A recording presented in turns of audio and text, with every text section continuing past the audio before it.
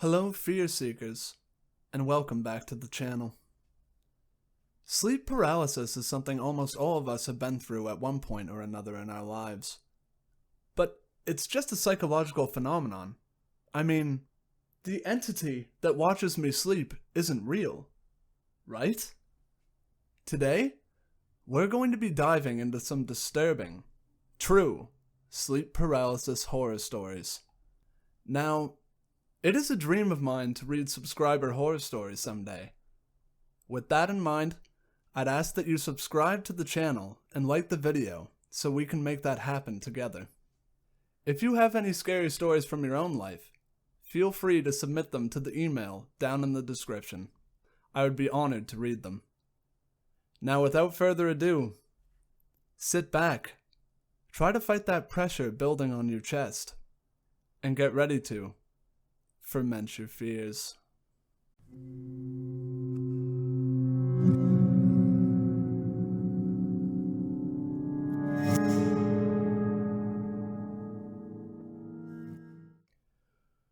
I remember one time in college I had to pull an all-nighter studying for finals.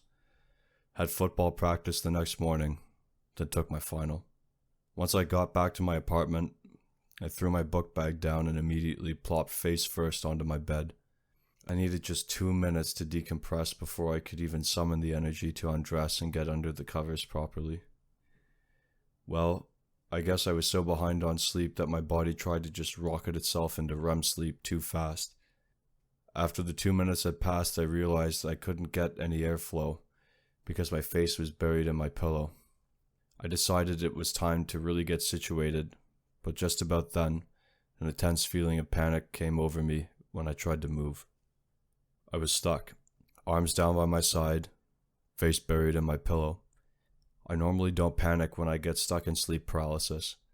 I can usually pull myself out by staying calm and focusing on wiggling just my fingertips and then move up to my hand, arm, etc. However, this time staying focused and calm was much harder. I couldn't seem to get enough oxygen because I was breathing so slow in my pillow and couldn't change speeds or positions. The worst part was I could feel something in the room with me. It was just watching me in the corner at first. However, the more panicked I got, the closer it approached. I couldn't tell what it was, which made it even worse because it allowed my subconscious mind to have a field day, bring my deepest, darkest fears to life. It got to the point where I could feel this thing breathing on my neck. I was scared, of course, but not that I was going to get eaten or something.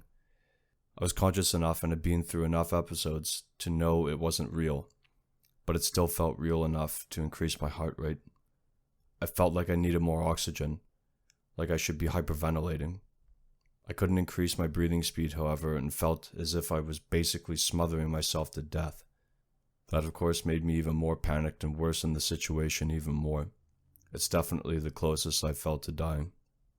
I remember just feeling like I was choking aimlessly, and this hopeless feeling like there was nothing I could do. I felt as if I was about to fade away. Luckily, like something out of a movie, just about the time I felt like all hope was lost, I shot up, grabbed my chest, and filled my lungs with sweet, sweet air. Of course, nothing else was in the room, but boy was my breathing hard. I've never taken a breath of fresh air for granted ever since. It sounds silly, but it's true. Also, I've never slept stomach down since. I'm permanently a back sleeper now.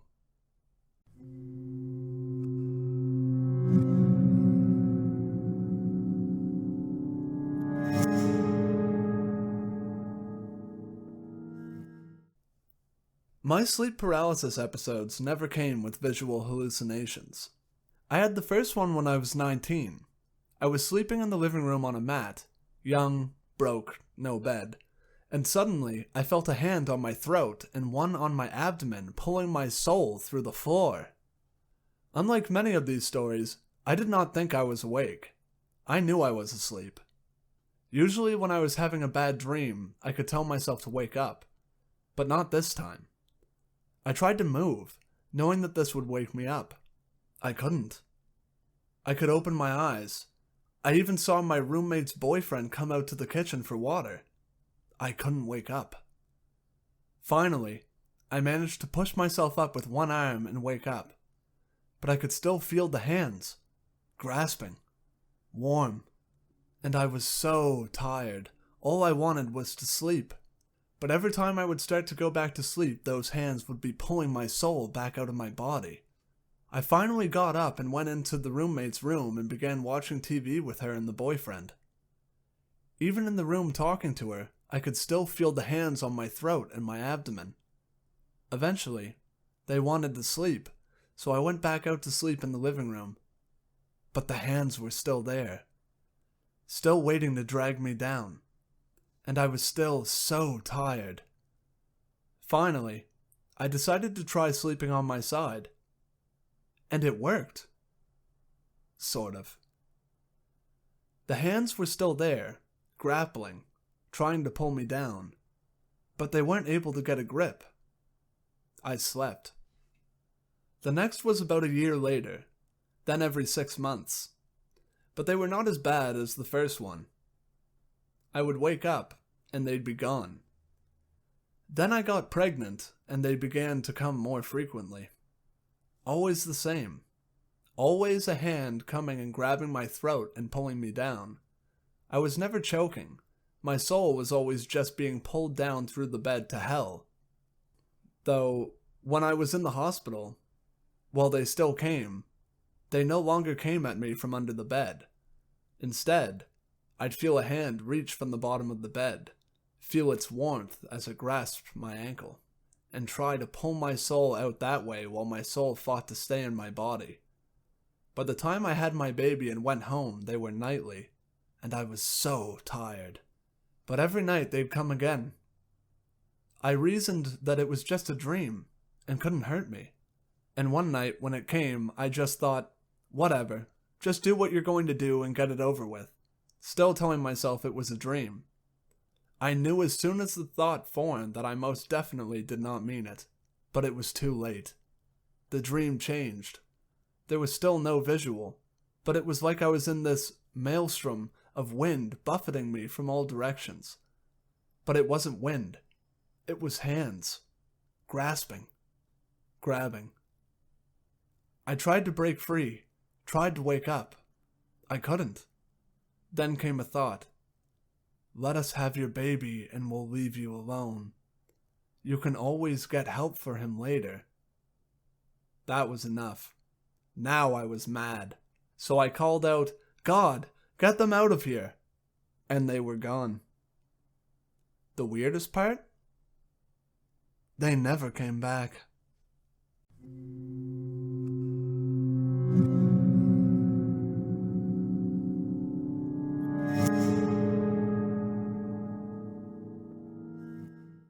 I actually have sleep paralysis fairly often, so much now that I realize when it's occurring. These days, I just close my eyes and won't open them no matter what I feel or hear.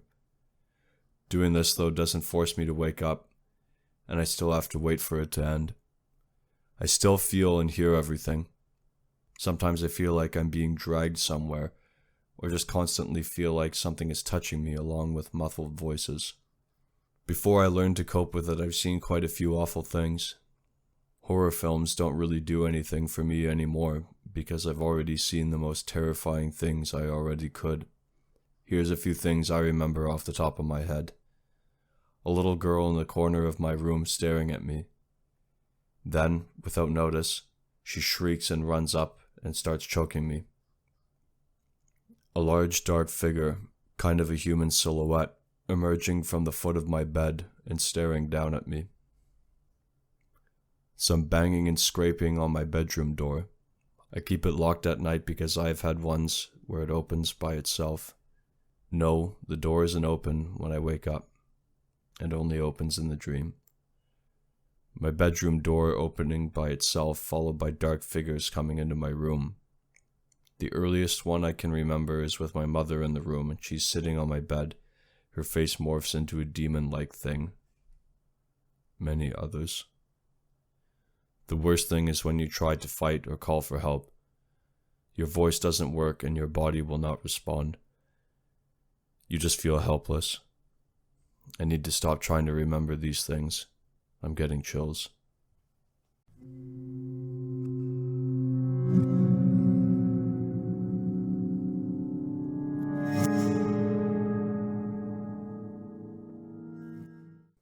I've had cycles of sleep paralysis for as long as I can remember, and regularly see two different demons. The hallucinations are visual, auditory, and you can physically feel them at times. They have become more vivid as I've gotten older.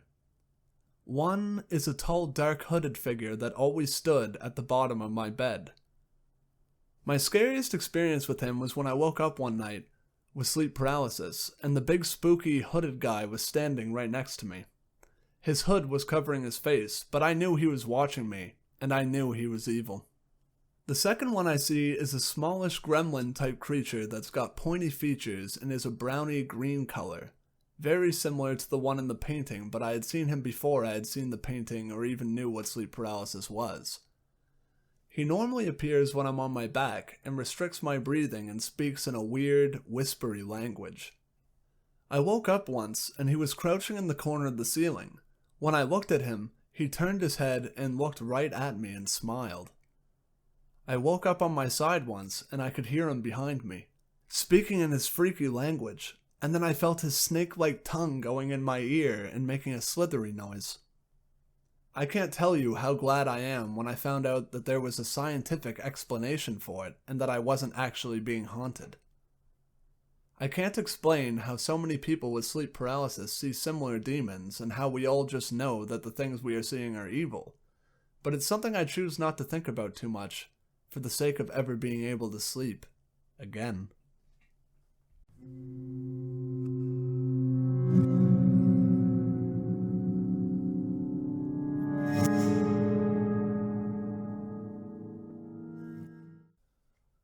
Ever since I was about 5 years old, maybe 4, but I don't really remember, I've had multiple forms of parasomnia.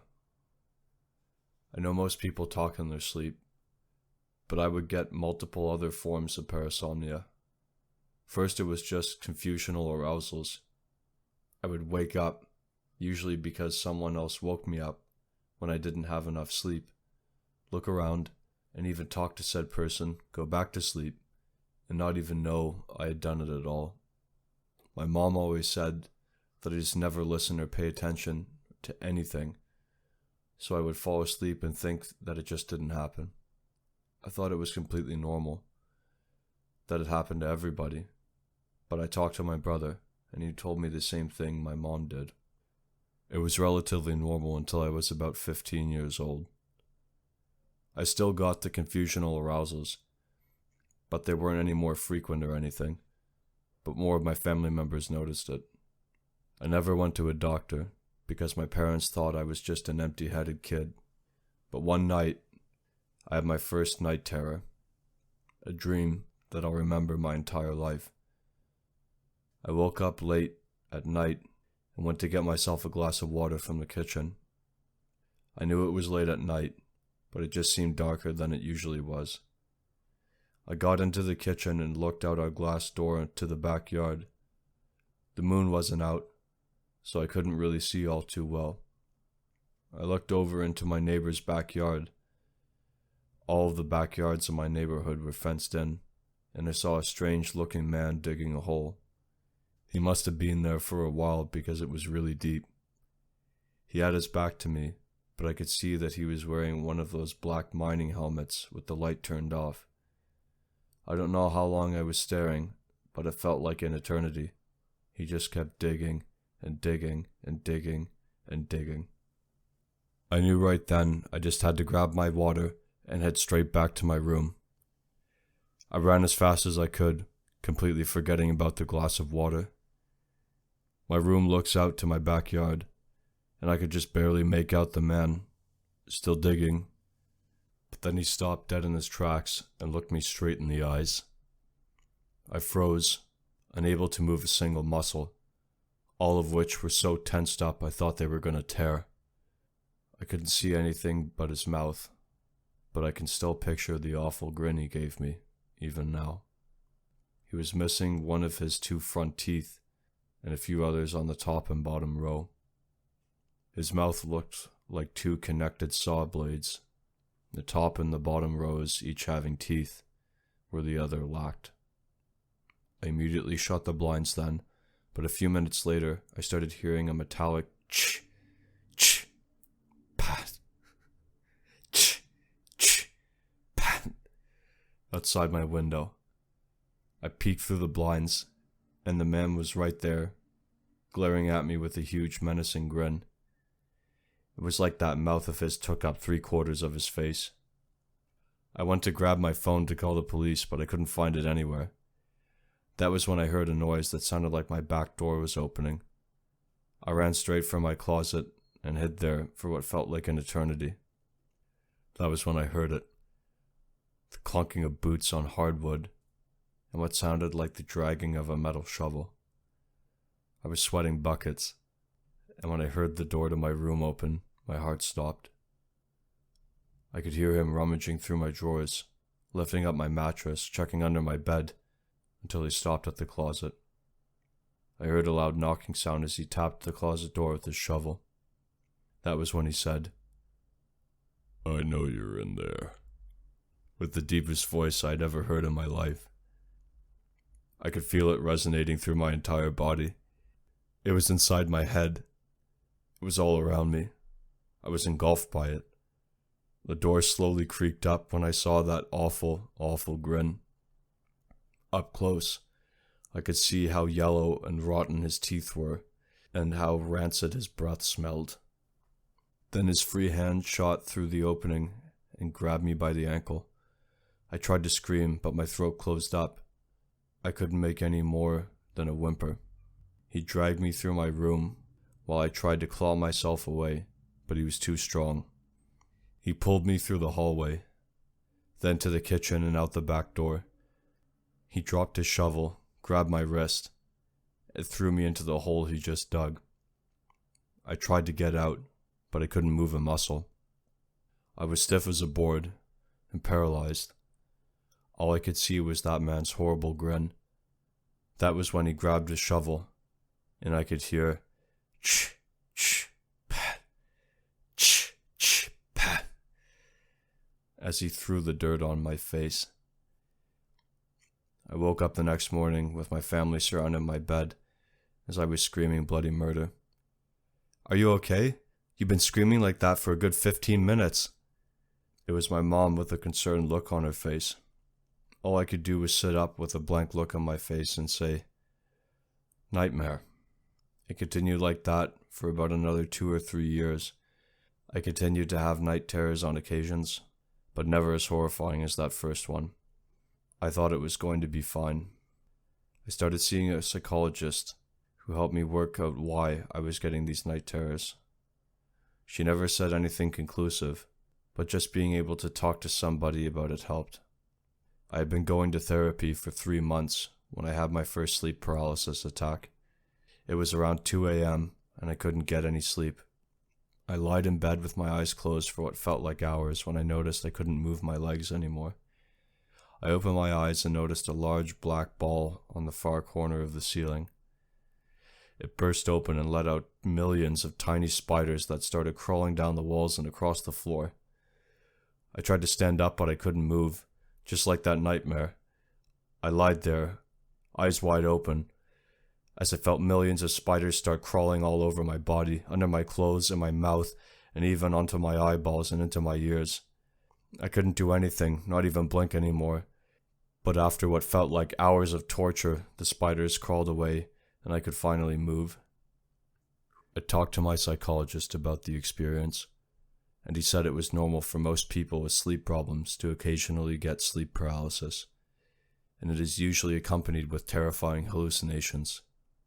He told me that there was an easy way to stop sleep paralysis, though. "All you have to do," he said, "is wiggle your toes and take a deep breath. If you do that, you'll start getting mobility in your other body parts, and with that, the hallucinations will stop." I was relieved that there was an easy way to get rid of something like this, unlike my gruesome night terrors. After that session, I only had a few occasions of sleep paralysis, but they were never a big deal because I stopped them before the hallucinations started. I was starting to feel like I could really get a hold of these things, until that one night that will stick with me like some ugly ooze on my mind. It was another late night. I had had a bad night terror 2 days before, and I hadn't slept the last night because of it. I was so exhausted, but I didn't want to fall asleep for fear of having another nightmare. I lied in bed, and I could feel the sleep paralysis coming on, but when I opened my eyes, I couldn't move my toes. I couldn't move my fingers. All I could do was breathe and blink. It was completely silent throughout the house, until I could hear a noise behind me. It went ch ch pa, ch ch pa, ch ch pa. I knew that noise even though it had been years since I heard it. And then his voice. I know you're in there, and you can't move now. Just like that night, his voice was as deep as ever. I could feel it in my chest as it shook my bones. It was like he was everywhere, but nowhere at the same time. I closed my eyes, and when I opened them, there he was, right in front of my bed. He gave me his dreadful grin, and then turned away. He dropped his shovel and began rummaging through my drawers, picking up my clothes and smelling them, then finally throwing them on the ground. After he finished with my drawers, he turned to look at me, smiling wide. He picked up his shovel and began to slowly walk towards me. He walked closer and closer until he was right next to my face as he breathed. I have you now. You woke up before I could bury you last time, but you won't wake up this time. His breath was worse than it was during the dream. He smelled like death incarnate. There's no way I can put into words how frightening it was. I tried to move some part of me, but still nothing. I couldn't even breathe anymore. My throat had closed up. He moved even closer until his face was the only thing in my field of vision. Dirt tumbled off of his helmet onto my face as his grin got wider and wider. Those teeth. All I can think about were those dreadful teeth. He lifted up his shovel when I heard a loud noise, sounding like it came from my parents' room. The man turned his head toward the noise and ran off. I could barely breathe when my mom knocked on the door. Is everything okay? I thought I heard something. It was almost morning now, and I could hear the birds chirping. I rubbed my eyes and called out, "Oh, it was just a nightmare, the usual, I'm fine." But when I opened my eyes, the room looked the same as the hallucination.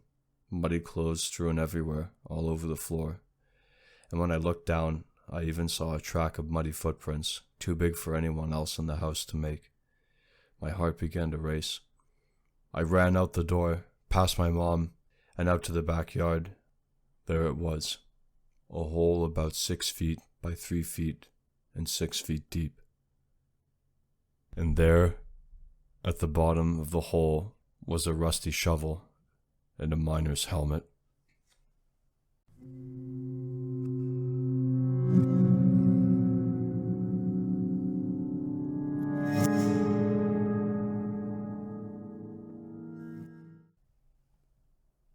I was about 14 when my sleeping troubles began. I started suffering from bouts of insomnia, night terrors, and would even sleepwalk. One night, I was sleeping on the couch when I suddenly woke up because I had a feeling someone was watching me. I tried to open my eyes, but it felt as if there was a heavy weight on me, and I couldn't move, not even to open my eyelids. I started panicking and feeling claustrophobic. I feverishly began trying to move different parts of my body, but nothing was working.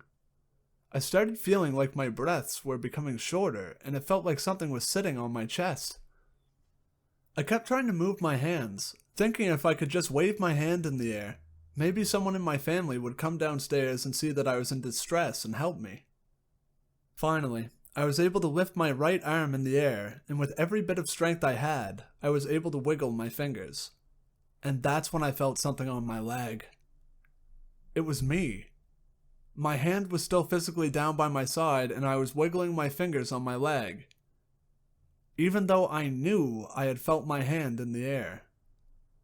About that time is when I felt the rest of myself leave my body and float upwards.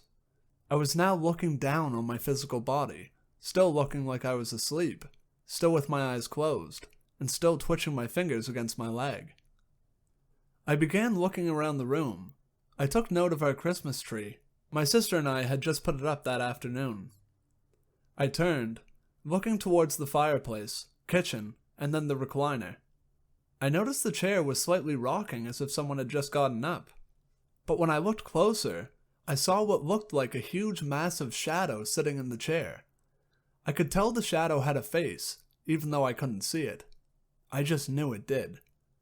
The shadow started rocking the chair with more speed and greater force, and that's when I noticed that it saw my physical body on the couch and turned to look at me. What happened next was so quick, it was like someone hit the fast forward button on a movie. The shadow stopped rocking, leaped from the chair, and crouched over my physical body. It leaned in so close to my right ear, and that's when I must have come back to my body because I could feel its hot breath on my neck. It then whispered my name in my ear, and the air turned a sickly, sour smell. At that moment, I was finally able to move my body, and I leaped up and ran for the stairs, screaming for my big sister. As I ran by our Christmas tree, I saw a ghost hovering next to it looking at me. But it was like the kind of ghost you see in funny old movies. It had a sheet over it and 2 holes cut out for its eyes. I squeezed my eyes shut and turned for the staircase. As I rounded the corner, I passed by our front door.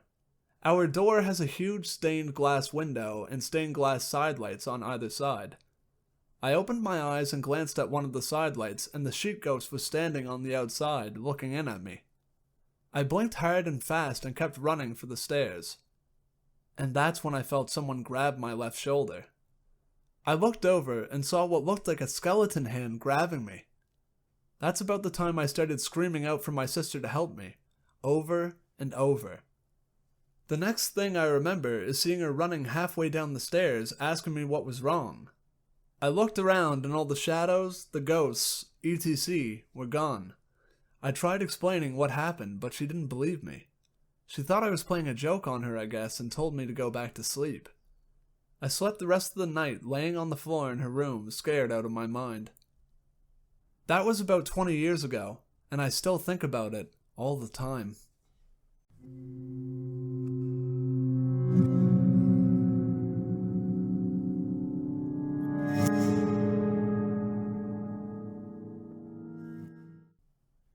Hi guys, glad to see you made it to the end of the video.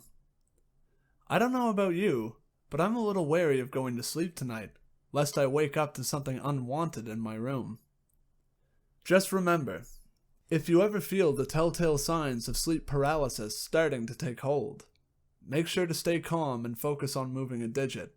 You'll be awake in no time. I hope.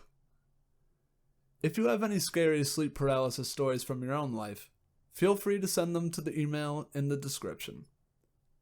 Alright guys, that just about wraps up the video. Thank you for watching. I hope you enjoyed it. So long, Fear Seekers. I'll see you in the next video.